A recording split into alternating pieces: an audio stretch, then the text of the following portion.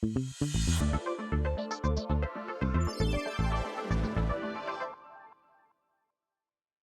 you ready to hear some Florida statutory law that may impact your family law case? Let's get right to it. According to Florida's statute on modification of parental responsibility and timesharing, the following portion applies. A determination of parental responsibility, a parenting plan, or a timesharing schedule may not be modified without a showing of a substantial and material change in circumstances. And now part 2, and a determination that the modification you are requesting of the court is truly, in fact, in the best interest of your child. Now that is revised from previous language, where there was a requirement that it had to be an unanticipated change in circumstances.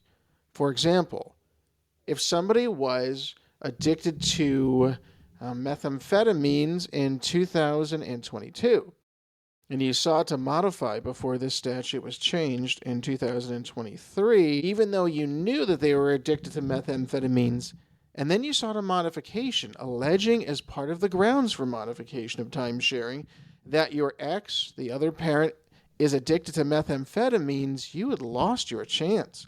No second bite at the apple, buddy. But here, the fact that it no longer has to be unanticipated has essentially opened the floodgates for additional litigation on modification of timesharing. And here too, get this, ladies and gentlemen, what happens if you file and have served upon the other party a supplemental petition for modification of timesharing, which of course can include things such as modification of alimony, child support, and parenting. Parenting being the most operative thing that we are discussing at this particular time. But according to a case from 2020, of course, before Florida's statutory law was greatly amended in 2023 in one of the most astonishing ways we've seen in family law history. Izquierdo versus Del Valle. Perhaps Del Valle. I have heard it pronounced both ways. Citation 294, Southern 3rd, which is 3rd District, and 946 and 947. Here we go. Quote, a claim should not be dismissed with prejudice without giving the plaintiff an opportunity to amend the defective pleading unless it is apparent that the pleading cannot be amended to state a cause of action. Now, of course, that is Florida's civil procedure, essentially the basis of civil procedure in getting your way into court.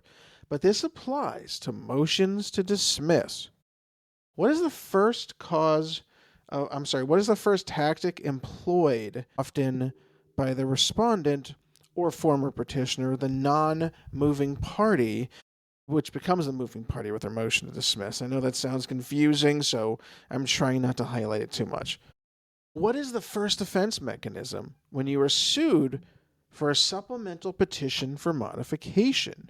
Well, of course, motion to dismiss, Your Honor, failure to state a claim for relief, failure to state a cause of action.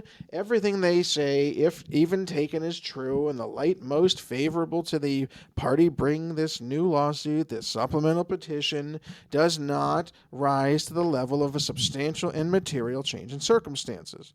Remember, the unanticipated requirement is now gone kaput, no longer exists for our purposes. Let's dissect that. A claim should not be dismissed with prejudice. Okay, well, what is prejudice?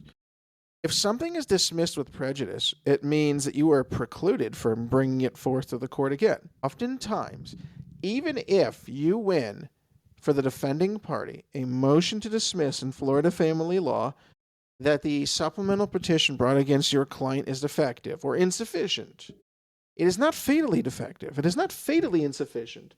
The vast majority of the time, the court has no choice but to offer you the opportunity to amend your pleading. If your first pleading or supplemental petition is defective, then perhaps your second will be a winner and get you into court. That does not guarantee an outcome, but it does allow the proceedings to proceed, which may mean that if you have limited resources and a limited budget, filing a motion to dismiss when the other side has a legitimate claim or one that could go either way might not necessarily be the best way to proceed. This has been another, hopefully, fun, enjoyable, not really, but certainly important, and of vital importance, perhaps, for a legal perspective on these particular types of proceedings, episode of the Best Florida Family Law Podcast. My name is Attorney Jonathan Jacobs. It's my pleasure to bring to you, the public, a little bit of information about Florida family law, and I hope that I've made it at least a little bit more understandable for you. As I say to people all of the time, we do not learn in high school about divorce unless, of course, our parents are getting a divorce, and we probably do not learn about the laws therewith and there too. We learn about these things as adults if we're ever in this unfortunate circumstance in which a divorce is something that we go through, and it is a painful experience for everybody involved, your attorneys as well, because we actually, at least most of us, really do care about your circumstances, and it is very, very harsh and very difficult to deal with, which is why we must treat you with the utmost of respect and the process with the utmost of good faith. Thank you so much for your time.